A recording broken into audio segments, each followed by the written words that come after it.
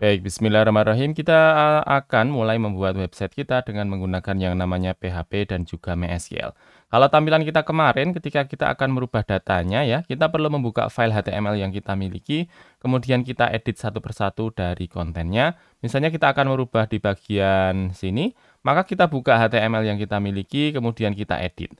Nah, kali ini kita akan membuat sebuah metode di mana kita nanti bisa memasukkan datanya dengan menggunakan interface yang kita akan sediakan. Dan kita bisa masukkan nantinya untuk data dari halaman yang kita miliki. Misalnya kita akan merubah bagian online course ini, maka kita siapkan adminnya, kemudian kita siapkan juga nantinya untuk bisa masukkan yang namanya tutors ya.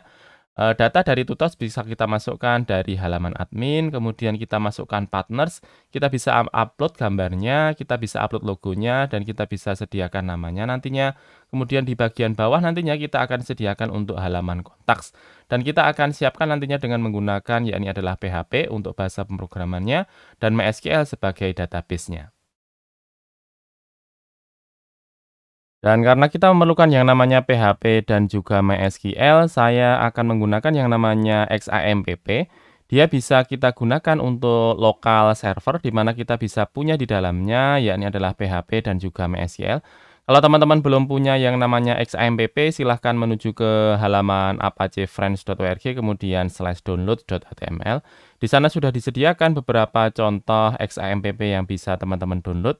Kita pilih saja di bagian atas ini, kita klik di bagian download, kemudian dia akan melakukan proses downloadnya ya, kita tunggu sampai dengan proses downloadnya selesai.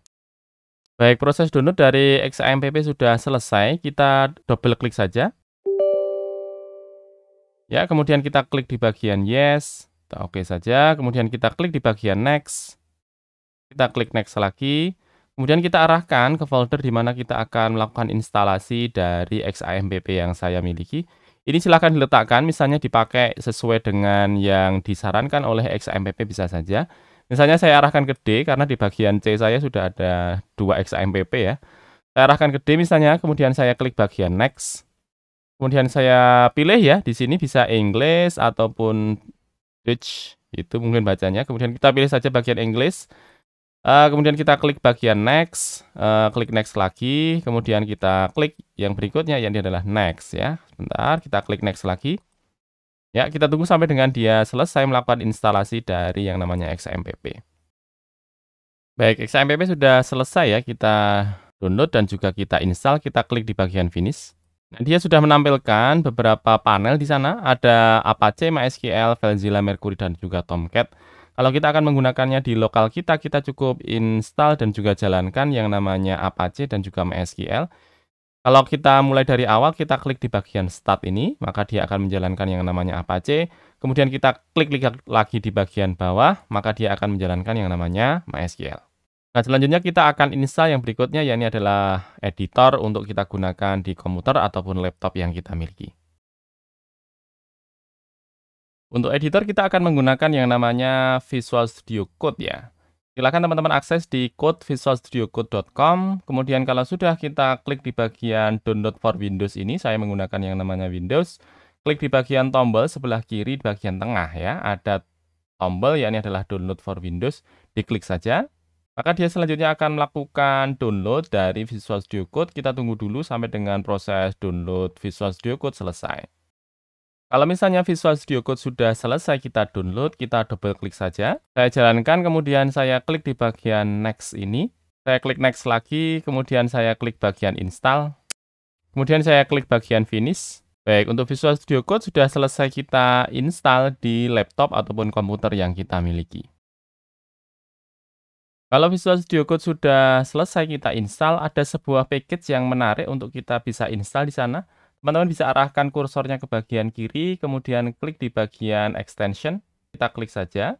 Kemudian kita cari di bagian set extension ini, yakni adalah Code Runner, teman-teman. Code Runner. Ada pilihan, yakni adalah Code Runner. Klik saja. Kemudian kita klik di bagian install. Nah, dengan cara seperti ini nantinya kita bisa menjalankan langsung yang namanya PHP kita di Visual Studio Code yang kita miliki. Ini hanya untuk bagian extension saja, tapi kita perlu edit juga di bagian laptop ataupun komputer yang kita miliki.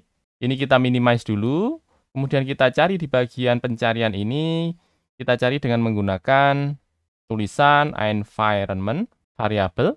Ya, maka dia akan menampilkannya di bagian atas. Kita klik saja. Maaf.